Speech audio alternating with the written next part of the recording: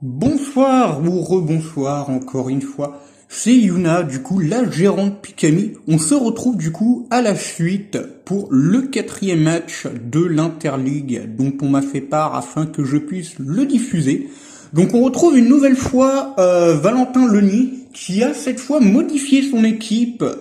Du coup nous retrouvons en face de lui Waza, donc Brendan, un membre du Léviathan Rouge.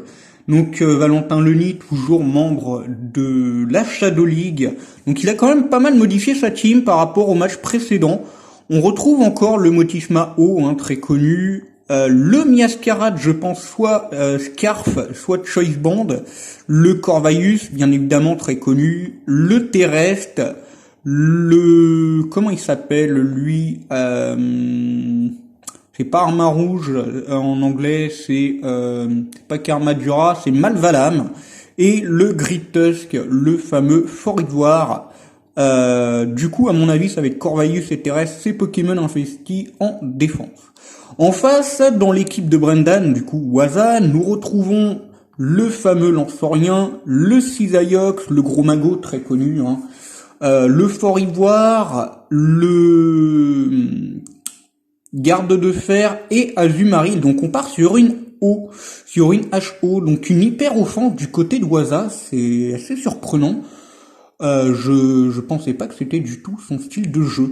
Donc on va lancer et on va voir du coup ce que ça va donner. C'est parti pour la découverte. Ok, donc Motisma O contre le fameux Dragapult.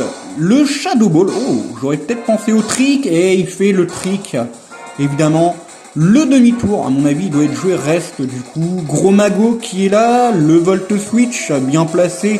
Ça va venir sur Claude Sayer, qui switch du coup évidemment sur le Grit Tusk qui tank, évidemment à 18%. Un séisme facile, ça place les pièges de roc. Ça revient sur Draga, ça place un Brave Bird. 49% sur le Draga. Tonnerre, ça tank.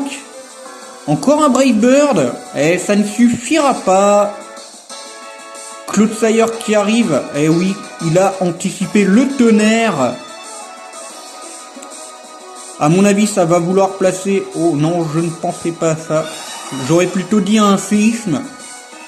Là, ça va sûrement... Oui, ça anticipe le séisme. Ça va vouloir faire sûrement le atterrissage. Non, même pas.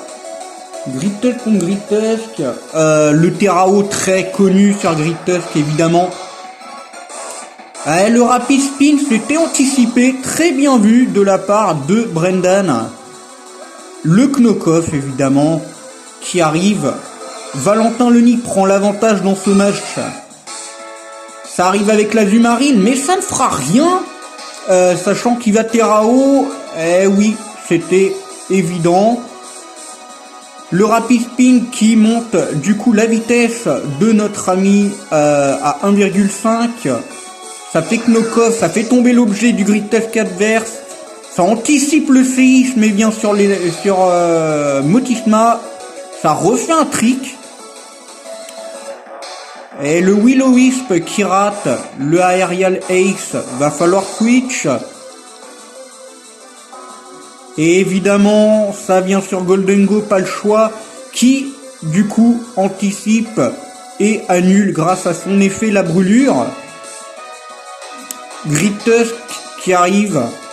À mon avis, ça va faire le Rapid Spin. Et évidemment, pour enlever les picots.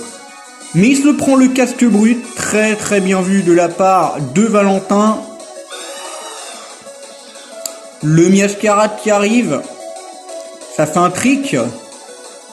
Grit Tusk qui jouait trick. Ah non, c'est Miascarade, pardon. Je me disais, il y a un problème quelque part. Le Flower Trick, évidemment, qui arrive et qui met le Grit Tusk adverse KO. Ça vient du coup sur l'Iron Valiant. Il est sûrement joué, du coup, Scarf.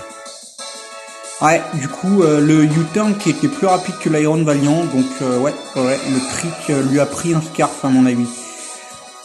Ça place les picots pour le Claude Sayer. En face, nous avons le Cisaiox qui vient, le Rotom qui se prend les pièges de roc, et le U-turn qui vient terminer le Motisma.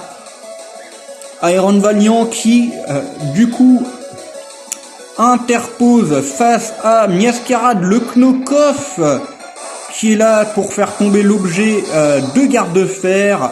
Et le Psyshock, bien évidemment, bien anticipé de la part de Valentin. Le Flower Trick qui met quand même pas mal cher au Miascarade, mais qui ne peut rien faire face au Moonblast. Et le Moonblast qui termine également le Grid Tusk, pardon, de Valentin. Et ça fait un Psyshock qui tank à 5%. Le séisme qui termine le garde-fer. Ah, très serré ce match, hein, très très beau.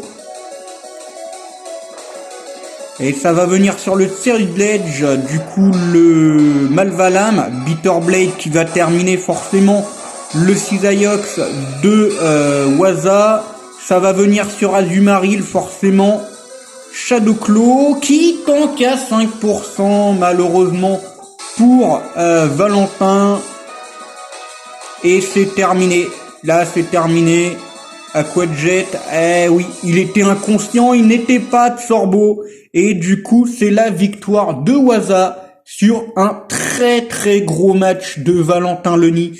Du coup, qui se termine sous le score de 6-4. Évidemment, je donne les scores au nombre de KO de chaque côté. Très très gros match de la part de nos deux participants.